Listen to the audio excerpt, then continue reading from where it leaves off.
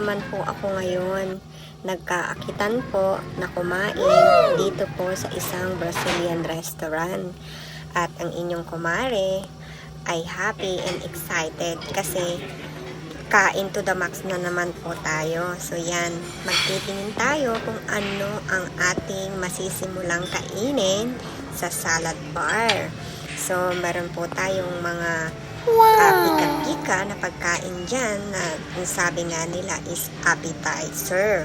So mga mares, pagmasdan nyo ang inyong kumare habang namimili ng kanyang mga kakainin. At yan pong mga salad na yan ay talaga naman pong ang sarap at mapapawaw ka dyan sa mga pagkainan na nandyan. At ang inyong kumares ay namangha kasi meron siyang nakitang kakaiba na hindi niya nakita before at kaya nakita niya ang presyo to. Yan, kumuha siya at napawaw siya mga kumare.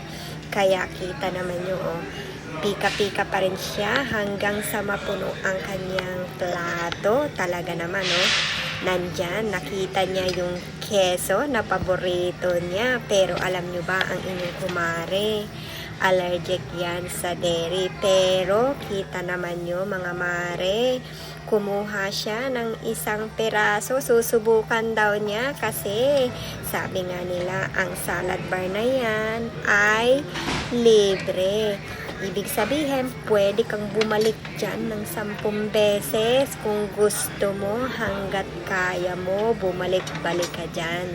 Yan po ang salad bar na tinatawag na buffet. Eat all you can. Kainin mo na hanggat kaya mo.